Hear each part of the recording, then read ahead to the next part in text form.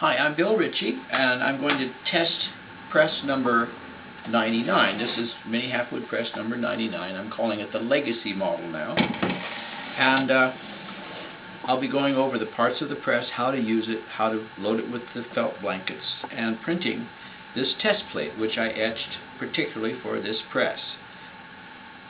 The first thing I need to do is perhaps go over what comes with the press. The owner of this press gets the first of the long boxes. I've lengthened the box for a while, and on the inside of the box is the certificate of authenticity. It's sort of mixed media, hand-painted certificate. The owner will also get the DVD of this DVD you're watching.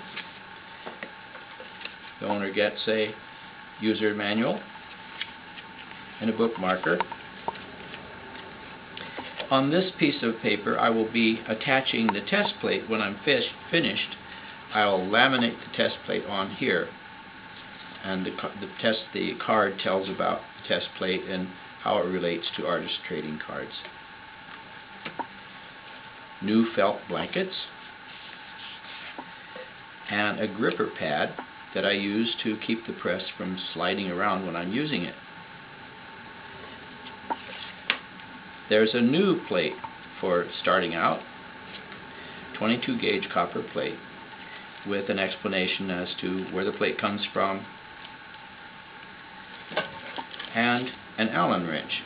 It's for using to tighten the wheel if the wheel should ever work loose. Another thing about this press I'm proud of is the woods that I used. I used a combination of hardwood on the sides and black walnut on the top, with little bands of holly and ebony and cocobolo. Also for this press, as with many of my presses, I made a little book that shows, that tells about its origins and any special features it has, what kind of woods it uses. It comes with an artist's stamp inside of that press. And because the owner of this press is a guitar player, I made a little I Heart My Mini Halfwood Press, and it's shaped a little like a guitar pick, although since it's copper I don't know if you should use it as a guitar pick. The press comes with roller rulers on the side. When I adjust the pressure using these pressure screws, it raises the top roller. And the roller rulers, there are two of them on each side, they tell you how high the roller is. It's important on these Legacy Mini Halfwood presses to always keep the roller level, and you do that by counting the numbers of turns. You'll see that when I set the press up for printing. Now I'll ink up the plate. I'm using a black French ink called Charbonnel. It inks up more easily if the plate's warm, so I have a little hot plate here made out of a hand iron, and a little paper chip to spread the ink around. I don't want to get the ink too hot.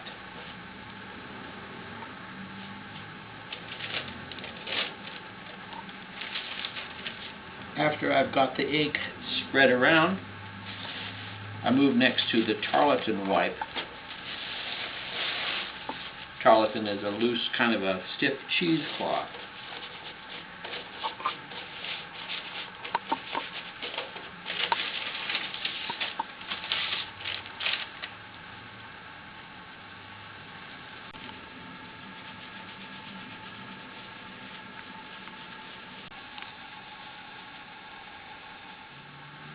Now I can see the image quite well, and I'll move to the paper wipe.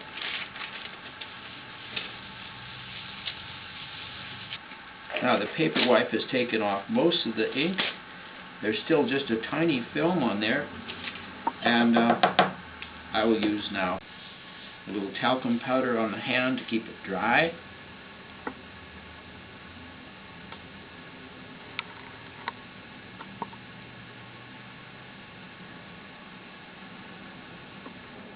Now it's ready to print except for cleaning the edges. So once I clean the edges, I'll set up the press for printing. To set up the press, first I'm going to put the gripper pad underneath so it won't slide around. If you don't have a gripper pad, you know, when you're turning it, it might go like this. And so you put the gripper pad under. One more slip. To put the felt blankets in, first I turn the top roller pressure screws all the way down to the bed, and then I count backwards. 1, 2, 3, 4, 5, 6, 7, 8, 9, 10, 11, 12 should do it, and that'll give me plenty of room to get the felt blankets under the top roller.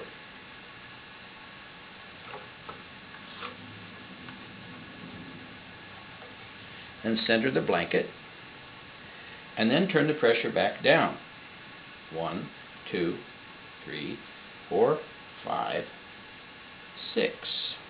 I do this by feel. About 6.5 turns feels right to me from my long years of experience. Now I'm ready to warm the plate and get the paper.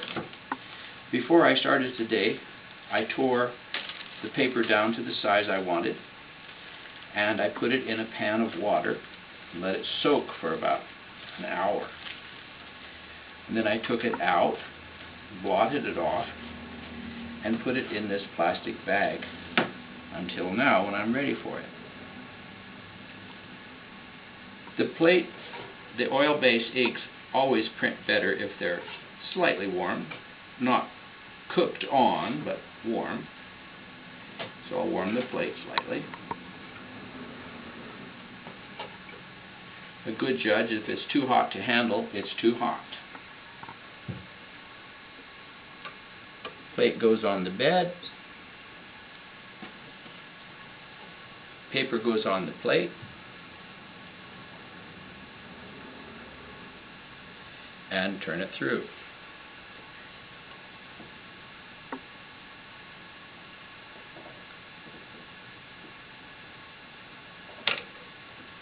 Now, for the convenience of the video, I'll turn the press around